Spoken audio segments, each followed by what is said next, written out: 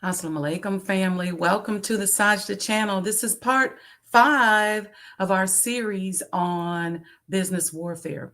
We're going to talk about discipline today. I know it's not a popular topic, but we got to talk about it. All right. Be a friend and tell a friend, and I'll be right back after a few short messages and a beautiful prayer.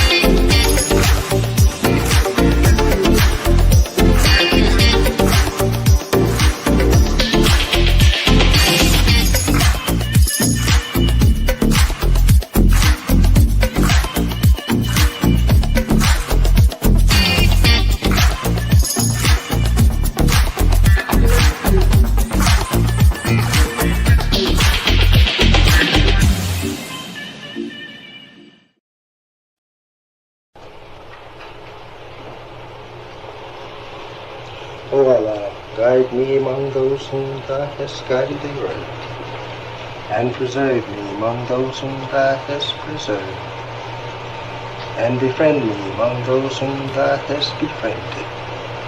Bless me in whatsoever Thou dost grant me, and deliver me from the evil of what Thou hast judged. Surely Thou judgest, and none can judge against Thee, and he whom Thou befriendest is not disgraced. Blessed art Thou, O Lord, and exalted be Thee above what they set up besides Thee.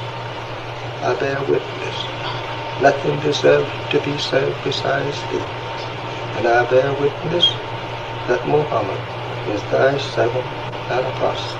Amen.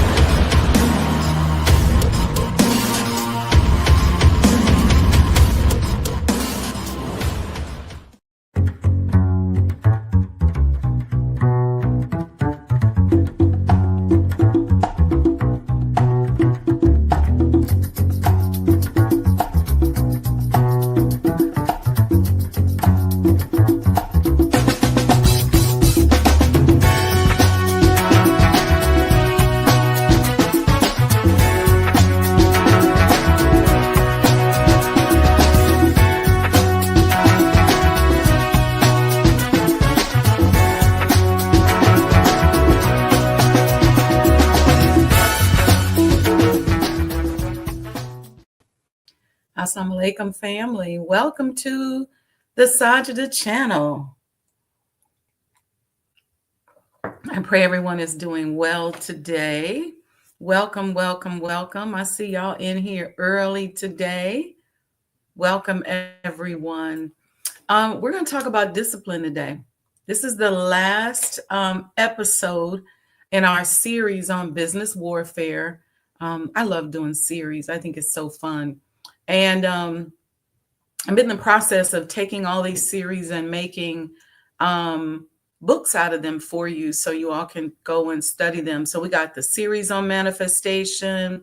We got the series on the proper handling of people. We had the DecaFest series. We've had quite a few series, since I started doing this. And when I was studying the whole concept of discipline to bring that to you today, I took a moment to pat myself on the back because I've been a very disciplined person for most of my life. Growing up, I would take summer classes on my own or study subjects on my own and be at it every day. And I learned very early on in life that consistency is a form of discipline. Somebody type that in the chat for me. Consistency is a form of discipline. Unfortunately, a lot of us grew up in the era where we got spankings and whoopings, and we looked at that as discipline. Like somebody's got to discipline you because you're not doing the right thing. And so when a coach, a business advisor, someone like myself comes to you and says, hey, you need to be more disciplined, sometimes you have an emotional reaction to it because, let's face it, we have been facing, quote unquote, and I'm air quoting that, discipline just since we've been here in America, just because maybe we don't follow the rules that were put forth before us that may have been violation of our rights and things like that.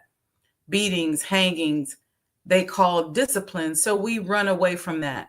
And we are kind of in this mode now where we want to do whatever we want to do, right? Some of us just say, I don't want to do nothing. I want to waste time. It makes me think about that song, sitting on the dock of the bay, watching the tide roll away. Sitting on the dock of the bay. Then it says what? Wasting time, right? Wasting time. And we okay with that. We love that song. We love the melody, got the little whistle in it. I'm not going to try to whistle because two things I can't do is whistle and I can't pop my fingers. So I'm not going to do that part. But yeah, we like that. Sitting on the dock of the bay. We love that because for so long, somebody has always told us that we had to be doing something. And sometimes it just feels good to be your own boss and not do nothing. And there's not a thing wrong with that, right? There's nothing wrong with that. But if we're working towards certain goals, we have to figure out how to be disciplined at certain things. I think the one thing that comes to mind for so many people is diet and exercise. How do we maintain our discipline or consistency, consistently eating one meal a day? See, corporate America makes so much money off of us because we let go of our discipline. You got a popular weight loss drug out here, Ozempic, that everybody's taking because it can allow you to lose weight and you don't have to focus on the consistency of working out. Unfortunately, a lot of people are diabetic and they do need it, but then there's more people who are taking it who are not necessarily diabetic, but they just don't want to be disciplined. And they just they say, hey, I want to lose weight and I want to lose it fast. and I don't want to have to go through all of that. I want to just take this shot and make it help me lose weight. There's always a downside of circumventing discipline. I was thinking about it the other day, and I said, the Ozempic has a way of causing people to lose their muscle mass. And so when you lose your muscle mass, it ages you, right? So people's bodies are aged. Even though they're thinner, it's an aging process. And in that aging process, physically, there's likely a strength lazy process where you're losing your strength. If you're losing your muscle mass, you're likely losing your strength. So people find themselves feeling tired, having a hard time exerting energy, almost feeling lazy, like they just don't feel like doing anything. You see them moving really slowly. That's because that muscle mass is disintegrating and going away. And in essence, it's aging your body. Part of the aging process is you lose muscle mass. You lose elasticity in your face, in your body. That's part of the aging process. And what this Ozempic is doing, and I'm not a doctor, and I know YouTube is going to kill me for this, but I'm just telling y'all, it's accelerating the aging process. So you'll see people, they're moving in an aged way, but then their body is looking aged because there's no muscle to it. So, and my guess, what I'm learning, I'm going to just say my guess, but I'm learning that is also making people insulin resistant. So it's difficult to get off of it. As soon as they get off of it, they see themselves starting to gain weight or puff a little bit, and it makes them go right back on it. That's because you've reduced the reactivity of insulin and all the muscles in the body, and it's probably doing the same thing in your brain. Because if it's making you tired, making you a little lazy, making you irritated, making you not feel like doing something, I'm saying, come on, y'all. The messenger gave us the program. I know it's fun to eat. I had a good time over Thanksgiving eating. But we got to get back to our discipline. Let's get back to our diet. Let's get back to our one meal a day. If we know we're going to an event, don't eat. Wait till you get there. Or eat before you go and don't eat when you get there. But let's be disciplined and allow our bodies to work their natural processes, because we're already gifted and beautiful. I mean, I look around at my family, and from my mother and her brothers, they all look beautiful and look much younger than their age. So it's in the genetics, it's in the DNA. We just got to be disciplined. And that rings true for everything else in the rest of our lives. So we're talking about business and warfare. If you have a business, you have to be consistent. You can take a shortcut. You can take a quick shot to catapult yourself to that next level, but you're either going to have to be disciplined to stay there. Like in the case of Ozempic, you either can take the shot, lose the weight, and be disciplined and obedient to stay there, or you're going to have to keep taking that shot and keep looking for that boost, something to catapult you in your business. So, but keep in mind, there's a muscle mass loss.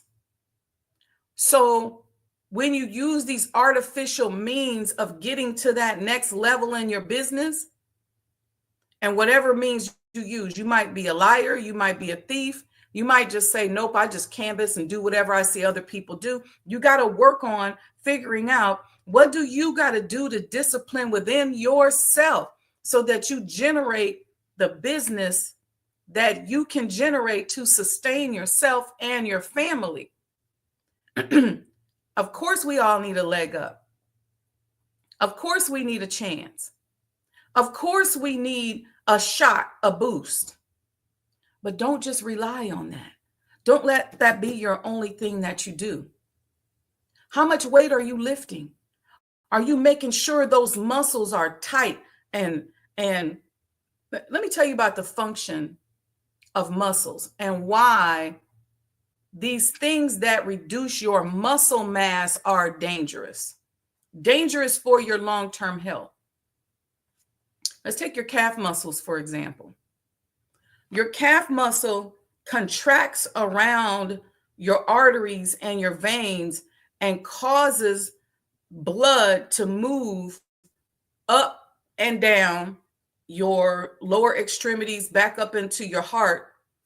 And the muscles are doing that, whether it's your biceps, but it's the muscles that are contracting. That's why when you exercise, you see where your circulation or your blood flow gets better. So that's why when you're on the plane, if you're flying, get up and walk, get up and do some leg raises, do some calf extensions while you're sitting there, because what you want to do is you want to keep that blood flowing. Well, if your natural muscle mass is reduced to the point where we can physically see it, then what's happening on the inside? What is the aging process that you are accelerating inside of your body by taking something that is reducing your muscle mass? Let's talk about that in business. What are we doing when we are not making sure our business is lifting the heavy weights, making the big decisions, sitting down and doing the difficult stuff as it relates to your business? It's either going to always remain just a weak and shallow, non-functioning organization or a low-functioning organization, or you can grow it and it can become bigger and stronger and better and better and better. So I want you to think of discipline in your business just like your muscles, your muscle mass, and how strengthening that is very important to keeping you in shape and to the aging process. How do you keep your business in shape? Discipline. Consistency. You have to figure out what are the key things that you need to be doing in your business, that you have to do consistently that will help keep it strong. It's just like, let's say you're a comedian. If you don't go out and exercise your comedic muscles on a regular basis, then your muscle mass is going to go into atrophy and you're going to age because you're not going to stay up on current topics. That quick-wittedness, you're going to lose that. Just like with your voice, if you're a singer, you got to work those vocal cords. You got to work that voice. If you're a public speaker, if you're a business person, if you do a lot of speaking and talking like I do, my muscle mass when it comes to business development and presenting these concepts is really strong.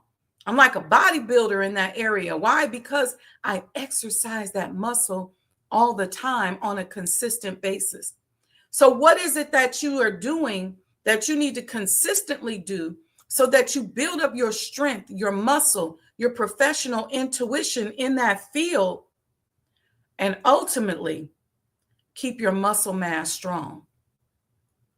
But these people got us to the point where everybody going to be walking around looking old and thin, old in the face. When all your muscle mass starts to go away in your neck and your shoulders, and you're going to age. You're going to look 10 to 20 years older than what you should. And guess what? You're going to move like it. Because if you don't have good muscle mass in your neck, then when it comes to turning your neck and moving and reacting to things, you're going to react like a person that is older than what you really are, because you don't have the muscle mass to move the way you used to move. This is just basic anatomy. So while we can take things, we can take a shot, we can get a business loan, we can get a grant, we can get assistance We can get coaching, counseling, all these things we can do for our business and for our life. But at the same time, we have to figure out, what do we do to sustain ourselves so that we don't need that shot all the time? How do we live without the shot? Now, if you say, no, I don't care, I'm taking this for the rest of my life, I'm not worried about it, then okay, that's fine. Then you just deal with it and deal with the consequences. Or do we figure out, what do we have to do with our body? How does our DNA, how does our body respond to nutrition? How does our body respond to certain things that we eat? How does our body respond to that? Is there that one thing that you eat, and when you eat it, you already know it's going to make you gain 2-3 pounds? Those are things that you have to know. And when we bring that over to business, what's that one thing that could happen in your business? Let's say you can't get that shot for your business no more. Let's say those grants stop coming. Let's say the loan doesn't come through. Let's say your key employees don't come to work. What is that one thing that, if that is taken away from your business, could potentially cause it to crumble? Because the muscle mass of the company isn't weak. What we want to do is focus on building organizations that have multiple facets of revenue, income, revenue, ways of sustaining themselves. So if one goes away, we might take a hit, right? We might get set back a little bit, but we're not going to be shut down. And so building those strong intergenerational organizations requires that we focus on discipline. Discipline, discipline, discipline. And I'm equating discipline with consistency. Again, today, this is part 5 of our series on business warfare. Here's a basic definition of discipline. Discipline is the self-control that is gained by requiring that rules or orders be obeyed, and the ability to keep working at something that is difficult. Let's break that down a little bit. Look at this here. Self-control that is gained by requiring that rules be obeyed. So in your business, you got your regulatory rules. You got things that you got to do to be in compliance because of the shot you took, right? Because of the loan, because of the investor, whatever. You got those rules. And then you got regulations, legal stuff that you know you got to be disciplined and making sure that you follow. But then you got things that are designed by you that are part of your mission, part of your sustainability, part of what makes you an ongoing concern as a business that you have to design that you want your people to be consistent with. It could be the communication, the language you use. It could be the principles. I get people that look at me all the time. I'm very principle driven. And so those principles is what has made me extremely successful in life. It's what's made me a problem solver. I don't believe there's no problem that I can't solve. It's a math problem. Let's go. Let's do it. Why is that? Because I'm very principled. So I design certain things, certain principles, and then I'm nimble with it. If it's time to pivot a little bit, then I know when to pivot. But there's a lot of things that I don't pivot off of, because one thing that I know for certain, but they say one thing for sure, 2 things for certain, is that one of the quickest ways to cause you to pivot off of your path of success is to talk you out of the principle that you live by. And so with a lot of my businesses, I incorporate in the policies and procedures a lot of the principles given to us by the Honorable Elijah Muhammad, like our restrictive laws, our self-improvement study guides, all of that kind of message to the Black man. I find the principles in those things, even in studying history, I find the principle and I incorporate that into my organizational structure, because I realize that it's those principles that's going to maintain the ongoing concern of whatever it is that I'm doing. I mentioned yesterday, like JP Morgan Chase and some of these people, I look at those principles, and I'm not talking about the principles of murder or anything like that that we've seen a lot of these businessmen do over the past year. I'm not talking about over the past years. I'm not talking about introducing bad goods and services into the community that we've seen. But what are the consistent organizational principles that can be applied? Think about that. Now, self-control that is gained by requiring that rules or orders be obeyed, and the ability to keep working at something that is difficult. This is where a lot of us fall off, because businesses, when you get a big project, anytime Allah gives you something and it's a divine inspiration, it's going to be a long-term project. And you got to be ready to be consistent, to be focused. And a lot of people around you are going to run out of oxygen. A lot of people around you are going to drop off. People are going to go and come, but you got to keep going. That's when you take a page out of Noah's Ark and you figure out how to remain consistent, even though something may be difficult. Let's see. I want to go over this with you all too. There are 6 ways of courting defeat. Okay. A lot of times our business fails, or they are failing. And many times when you guys come to me, you don't know why. You can't figure it out. You don't know what the magic sauce is.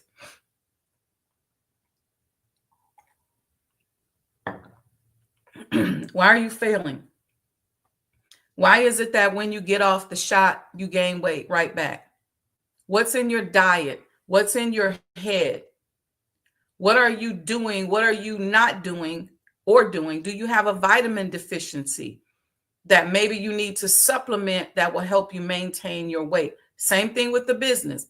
When you let go of the loan, or you let go of the investor, or the grant dries up, what is it that you have to do to sustain your business? How are you keeping it afloat? I was telling a client the other day, I said, you know what? I said, something as basic as building your brand up so that your retail product sale can make a difference. And she was like, girl, I said, I'm telling you. I said, let's say it's over the holidays and you came up with a t-shirt, or we got sweatshirts. We got stuff right here at this QR code. We got a virtual gift shop. Let's say it's a sweatshirt. And if off of those sweatshirts, we're making $10,000, $15,000 a month, you know, that might be enough to change your zip code.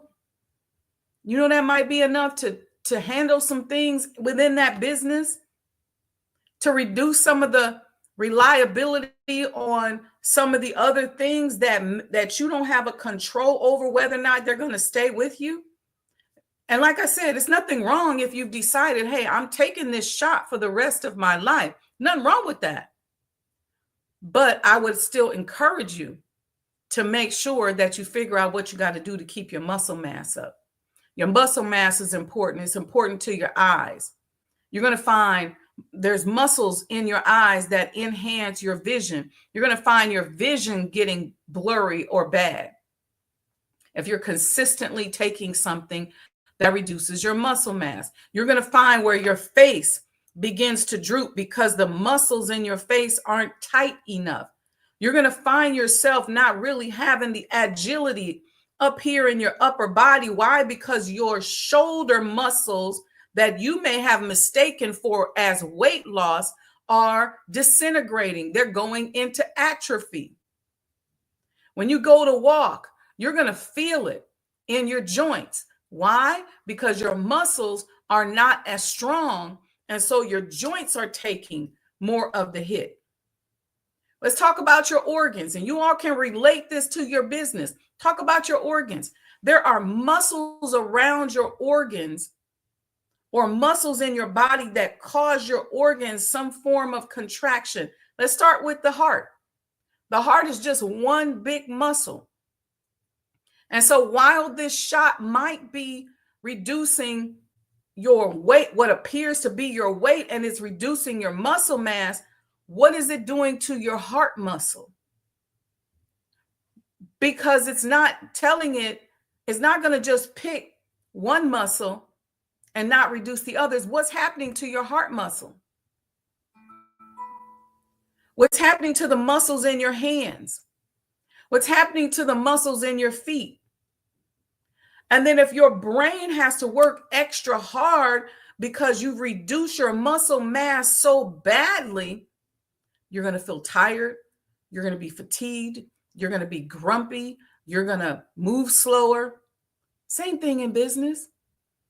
If the owner has to really focus to keep the business afloat because the things inside of it that strengthen the muscle mass are no longer there, they're going to get worn out. They're going to get fatigued. They're going to get tired. So when we start talking about 6 ways of courting defeat, number 1 is neglect to estimate the enemy's strength. This one is interesting because we catch a lot of flack as Muslims about this. And people will say, you know, y'all got a problem with white people, or y'all got, and it's not that. It really is not that. We know exactly what people are capable of. That's what the concept of us understanding who the white man is. Now, does it mean that all white people are like that? No, it doesn't. Does it mean that there are times where that same person who may have done something evil to you can do something nice? Of course. Of course. Does it mean that there won't be white people that can help you? Absolutely not. Does it mean that you may not even be cool with some white people? Does it mean that they won't hire you? Does it mean that they won't give you a loan? Does it mean that they won't give you a grant? Absolutely not. But you better be real key on who your enemy is in the event that you go into that warfare space. Many of us have been in situations where I was talking to somebody the other day, and she was telling me that she was a VP on her job, and she'd been there for 13 years. She gained a lot of relationships, but when it looked like she was about to accelerate to another level, they had like an EVP position that she was going for. Some of those same people that she was cool with throughout her tenure at the company started to turn on her.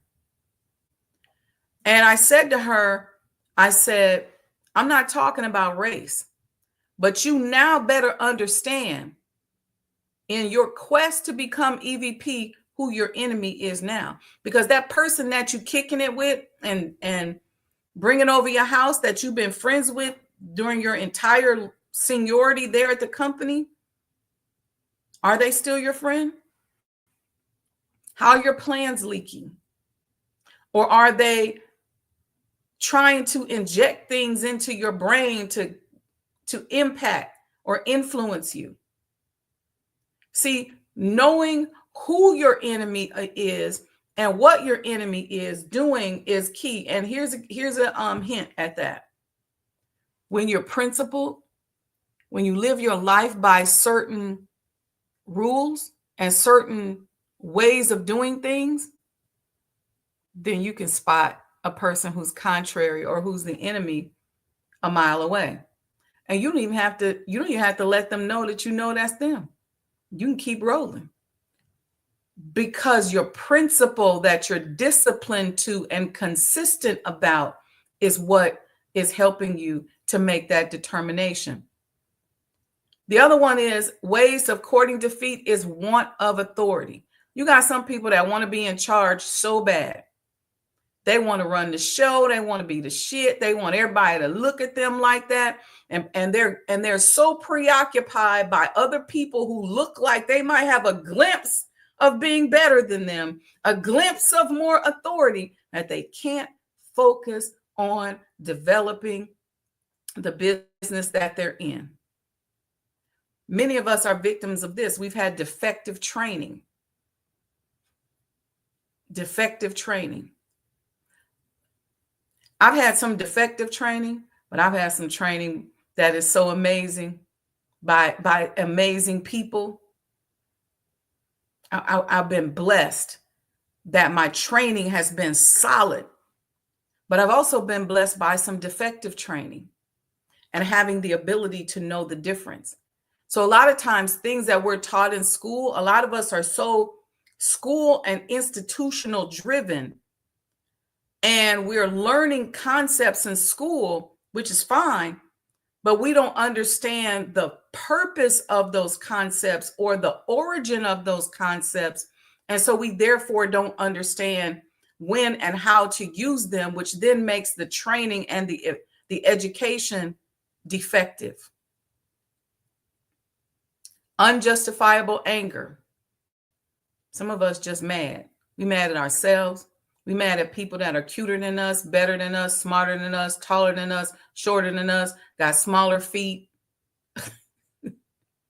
thinner, got better car or less, whatever. Unjustifiable anger from trauma that we've been through, and all of these different things trigger us. It becomes difficult for us to be disciplined in our organizations because we're so angry. And we're driven by that trauma and by that anger, and that trauma and that anger then dictates policies, procedures, how we move, how we handle things. A lot of us can't even partner with anybody. We can't do anything with anybody because we're so damn mad at the world that we think everything is a problem. We have the inability to love. One thing about me, if you come around me, I'm going to love you into success. And if you got a problem with that, don't roll with me, because I'm loving myself into success. And you want to come get some of this, we can do it together. But if you got a problem, you got a hateful problem, you don't want to see the beast that's going to come up inside of me, because I'm going to put that ring of fire around here and put you in a position where you're going to be like, uh-oh, she done got mad. I'm going to be mad in my love. I'm going to be loving you in the anger. But if you are doing anything that is stopping me from aligning with my purpose, just hope I can step around you and I don't have to go through you. Non-observance of discipline is one of those. Is what we're talking today. And then it says failure to use picked men. I'm going to say failure to use picked men and women, meaning you may have staff and you can't delegate. That's hard. And sometimes you got to find out the hard way that if you don't delegate, it can be the doom of your business. When I first started working on the preservation of the museum, the Honorable Elijah Muhammad House, the Honorable Minister Louis Farrakhan said to me, he said, don't worry about where your help is going to come from. And that statement seems so simple, but it was so powerful, because one, in moving right with faith was very important. So it kept me from feeling like I had to be manipulative or difficult. Excuse my language. It kept me from feeling like I had to kiss somebody's ass when I didn't need to. It kept me from worrying about how I was going to do something, but just settling in from a faith standpoint and understanding that it's going to work. It's going to work out. And so what this project has forced me to do, and what being in business has forced me to do, is to go deeper into my spirit. Over the years, because of my reliability on my faith, I've gotten some really beautiful spiritual gifts that have bubbled up that I don't know if they would have really been really developed and bubbled up had I not been in a position where I had to rely on it. See, when you are doing projects and doing things that are beyond your intellectual capacity and you're trying to tap into revelation, it forces you to go, ooh, who do I need to be? How do I need to change? What do I need to expose myself to? It's why yesterday I said to you, one of the things I say to my staff, I want all information, positive and negative. Because it may look like it's negative to you. It may be a piece of the puzzle for me. I want all information. That's not about being positive or negative. It's so I can be a strategist. I'm a global thought leader. So I'm going to take all of that data and figure out what I need to do with that data to solve whatever problem. It's like my former business partner and I used to say, every problem is a math problem. And we both used to say, well, we know we're good at math. Every problem is a math problem. And sometimes there are variables in the math problem or in the equation that you're trying to solve for. But if you don't have all the information, you can't solve for it. So you're sitting over here trying to work the business, trying to figure out what's wrong, why it's not moving, why things are moving slow. You don't know because there's data that you're missing. You may have a staff member that's afraid to tell you that so-and-so don't come to work. You don't know it unless you have that information. If you get that information and they say, hey, guess what? Your vice president that you think is all of that, she don't have to be working. Now that I know that, I can solve that problem. And I can figure out what I got to do to solve that problem. I either got to get her to work, let her go, get somebody to replace it, or figure out a whole new system that is not dependent upon her. But having that data is very important. You know, and in our case, building and running hospitals and wellness centers, there's all kind of micro and macro problems that come at you every single day. It's not a linear process. And so you can't be afraid of bad information or low vibrational information. You got to master yourself to know that when that data comes to me, I have the ability to transform it. I'm disciplined enough. Excuse me. I'm disciplined enough to transform anything that appears to be negative. Once I run it through my process and run it through my system, I'm going to transform it. And you learn this in business. You learn it in warfare. You may be working on a project and you got a few bad apples on the team. You may have to figure out how to diffuse the rotten smell of the bad apples so you can continue with them and then drop them off the cart after you get to your destination. There are other times when you get that data and you go, oh, they got to go now. So timing is important, but your discipline and your consistency with your principles is what's going to help you make those decisions and understand how to do it and when to do it. I'm very disciplined and I'm a stickler about polish. So if you enter anything that I built or had anything to do with the polish and the meticulation on how we do things is always there. It's very, very important to me. So I'm a disciplinarian when it comes to that. Because why? In Islam, we are taught that cleanliness is next to godliness, or cleanliness is godliness. So keeping things in a certain order, a certain cleanliness, a certain polish is very important. Let's see what else we got here. Who's in the building? I see you, Brother Lamont. Said, good morning. Assalamu alaikum. Happy Saturday. Welcome, sir. Walaikum salam, sir. Sister Aurelia, grand rising to all those who float like a butterfly and sting like a bee. I know that's right. I know that's right, sis. Grand rising to you as well. Happy Saturday, Mom. She says, study the bee society as it relates to business. Good game from the bee. Okay. Brother Lamont talked about consistency. I see you, Sister Betty. Happy Saturday, sis. B, what is that? BNE Chris TV. You have to keep your legs moving. You do. You do. Yeah. Moving, and you got to keep the muscle mass intact throughout your entire body. You do not want something that is systemically attacking your muscle mass. Can be very, very, very dangerous, because the biggest muscle you want to protect is your heart. So look, y'all, get the shot, get on it, get off of it. If that's what y'all need to do, don't stay there. Don't keep. And you can look at, it's like, back in the day, I had a friend that was modeling, and people were taking these pills and going to get these shots at this clinic. And we would always say, when we would go to certain auditions, that was a pill body. You can tell an Ozempic body.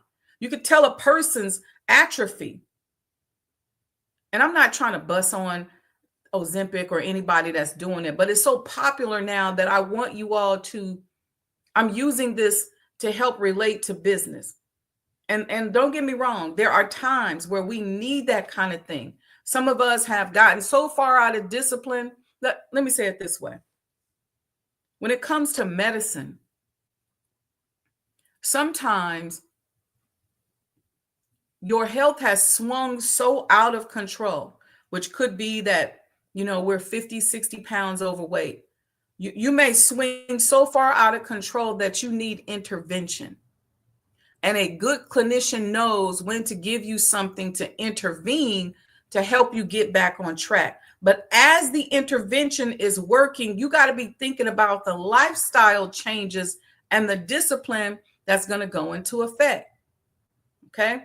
It's like if you have a cold, you may have to take an antibiotic. You may have to intervene to get that infection or that virus to go away. But then the question is, now, what are you doing to make sure that you don't get access to that virus or whatever again? Same thing in business.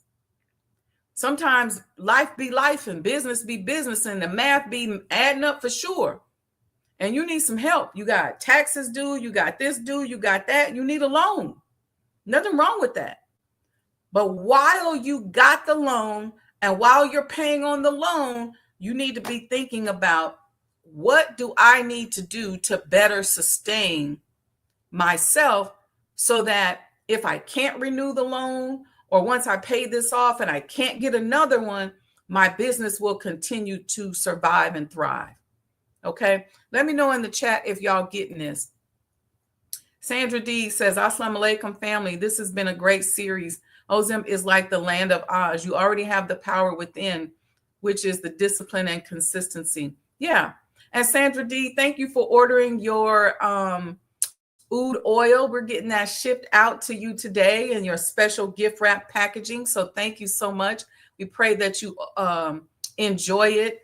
I harvested that from agarwood. There's parts of the oils that came from Turkey. We've prayed on it. It's got such amazing and beautiful energy. And I just pray that each and every one of you like it. You're also going to get a free diffuser because you ordered now. And so your diffuser is going to be coming along with your oud oil in the reusable crystal decanter. And it's going to be beautifully gift wrapped. So I don't know if it's for you or for anybody else. If it's a gift for yourself, just open it up and enjoy it. If it's for somebody else, they'll have a nice gift. But you can either wear it on your person, which is going to change with the pheromones. So it's going to smell differently on every person, or you can burn it in your diffuser that you're going to be receiving. Okay. So thank you, sis, for making that order. Sister Rel says, teach on the ark. Yeah. That ark. All right. Let's see what else we got going on here. People said they getting it. Okay. Praise be to Allah. All right. Problem number 13, Sister Aurelia. Yes, ma'am. Use this information to your advantage. All right, family. Thank you all. Thank you for the series. Thank you for enjoying the series, for tuning into the series. Please like and subscribe and comment and share. The more you do that, the better. Um, y'all know how it is out here. Depending on what topics I talk about, YouTube will either decide or not decide to monetize or even share it. So it just kind of depends. It's interesting because I put a video up with no sound, with no music or anything, where I was talking about being disciplined in business and understanding business and the stuff I share with y'all from sitting on the other side of the table. And they said, oh, you violated community guidelines. All right, whatever. Anyway, y'all, before we go, I almost forgot. I want to show you all this video. It's a motivational video about discipline. Okay. We're going to check this out. I'm going to come back for a few seconds with a few announcements after it's over with. But I hope that what you get out of this is that it's okay to get help. It's okay to get a shot. It's okay to get an investor. It's okay to get a loan. It's okay to get a grant. It's okay. Don't let nobody tell you that it's not. But the question has to be, what are you doing to make sure that you preserve your muscle mass during the process? And how do you prevent yourself from becoming dependent? That's the key thing. That's the lesson for today. All right. Okay, don't go anywhere. Check this out.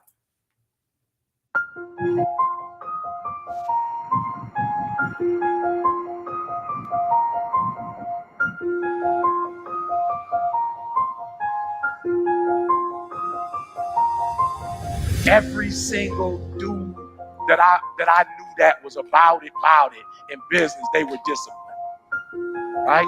Discipline. Now this one right here is spooky because I met a lot of men who were very successful financially, and they thought because they had money they didn't have to be disciplined, and they end up losing everything. They weren't disciplined, right? They became alcoholics, right? Sex addicts, right? Didn't move with integrity. That's the one thing, man, I love about, man, y'all, man, for real. I'm telling y'all got to get with the right crew. Y'all, when y'all hear Maul talk about getting up and working out, it don't got nothing, man, I promise y'all. It don't have nothing to do with, like, I ain't following no man because he got muscles. I'm following Maul because he got muscles that come from discipline. Like, I promise you, you call Maul, like, yo, Maul, the podcast, you heard the podcast. Yo, Maul, we want you to go see this. They try to, you know what I'm saying, get Maul to see his billboard that's out there. Trying to trick Maul. Maul like, I can't do it. They're like, we need you to come right now. You're like, this is my workout time. Whatever you trying to show me, work out. I got to work out. I'm trying to get on this scale and be the same height, the same weight I was when I was coming out of college. That's discipline. I was like, you on a scale when? He's like, every day. I was like, that's my problem. How you been on the scale? How you been on the scale? About 5 years. I'm just guessing. I'm 189. You know what I'm saying? See, I feel 189. You know what I'm saying? The way my pants fit. 189. All right, let's go. Here's where me and my wife get into it. So my wife was like, first she said, you know, you need more structure. I was like, in my company, I don't need no more structure. Structure ain't the problem. I can go show you a whole bunch of structure.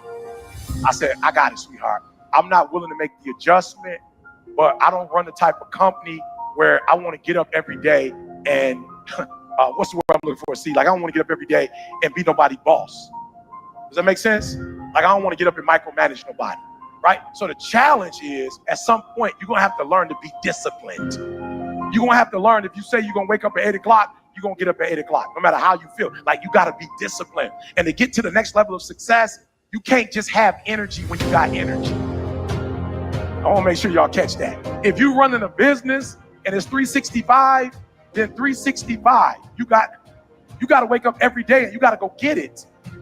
Why? Because if you don't hunt, you don't eat. So here's the deal. If you hunted in January and you got enough food for January, you don't get to chill February. You got to get up in February and go get enough food. And so what a lot of us do, we aren't disciplined. Like we're not self-motivated. We're not self-regulated. We need outside people to push us. And that's not how the Creator made us. He didn't make us for all the people to be over us. So here's what I told my wife. Sweetheart, if another human can tell you to get up and go to work and do what you're supposed to do, why can't you pretend like if you need another human, be the human. Right. You be that human. If you need somebody to tell you need to lose 100 pounds, be your own voice to tell yourself you need to. Don't go pay nobody $50,000 to lose weight when you can do it yourself. And I'm not saying don't get a person, but at some point you got to cut that person off. Why? Because if you don't have personal discipline, you'll never get to the next level. The next level is not something that's far away. Like Maul said, the next level is execution is not something that, we do. It's something that we are. And most of us aren't disciplined. It's like you just go, like you drink, so you just go, you can't tell yourself, you know what, I'm not mad at you drink, but you got to drink during the weekday. Like you drinking in the morning before you go to work. He gone now. He's no longer with us. You're drinking in the afternoon. You're drinking at night. Like I'm feeling you like to drink, but like all day, every day, the weekend, the weekday. And some of you, there are things you like. You have absolutely no control. You are like a slave to you. You are a slave to your personality. You are a slave to some of your vices. You are a slave to some of the things you like. You are a slave. You have absolutely no control. And what I'm telling you is the reason why we fast from time to time is not that we have to fast, but at some point you got to fast because you got to tell the flesh who's in control. I'm in control. You're not in control. I know you don't want to wake up. You don't have an option. Get up. We trying to eat. There's a certain lifestyle we want. You think I want to get up at 3 o'clock? I put up a video. Nikki, I don't know what happened. I miscommunicated with Nikki this morning. I'm supposed to do the videos at 3, or either I give them to Nikki and then she'll do them. But some kind of way, I don't know. I must have went to sleep, woke up. I didn't know what time it was. So I sent Nikki what I wanted to say. And I looked this morning, I sent it at 12 o'clock at night, midnight. I thought I sent it like 10:30, 11. So when I got up, it was like 3 something our time. And I was like, shoot, I ain't put my video up. And I put the video up and I heard something in the back of my mind say, oh, it's okay, you on vacation. I said, what? Oh, it's okay. They'll understand. I said, little man who getting up at 3 to read my stuff because he got somewhere to go, he don't know that I'm on vacation. He don't know that I'm here. That don't got nothing to do with his life. He don't know I'm in Mexico. I ain't posting no video. He don't have the slightest idea. He just know wherever he live in the world, at my 3 o'clock, he uses that stuff to do what he's supposed to do, and he's sitting there waiting. And an hour go by. He like, I guess he ain't posting today. Listen to me. I was so late posting, I almost didn't want to post because I was embarrassed. I'm like, I'm about an hour and 50 minutes, 2 minutes off. I'm 2 hours off. God said, post it anyway. That's discipline. Well, I don't got to post no videos. I'm way past posting videos. Posting videos was something we did to blow up. We blew up. I don't got to post videos. I don't post videos to get motivated. I don't post videos to get inspired. I post videos to be disciplined. Get your butt up and post a video. Either you post it the night before to Nikki, and she does it, or when you get up at 3 o'clock and you do it. That's discipline. There's a certain time frame that I'm supposed to eat and certain things I'm supposed to eat and then not eat after a certain time. I'm making money. I can eat whatever I want, but I'm trying to discipline myself because there was a time I did not discipline myself. You are not where you want to be, not because you need any more gifts. You don't need nothing else. You need to discipline yourself. You need to learn to tell you no. You keep talking about everybody else. You can't tell no. You can't tell you no. You can't tell you stop. You can't tell you quit. You can't tell you nothing. You got to get to a point where you're disciplined. And what separates the talented, if everybody's talented, if everybody's equally gifted, what separates us is discipline.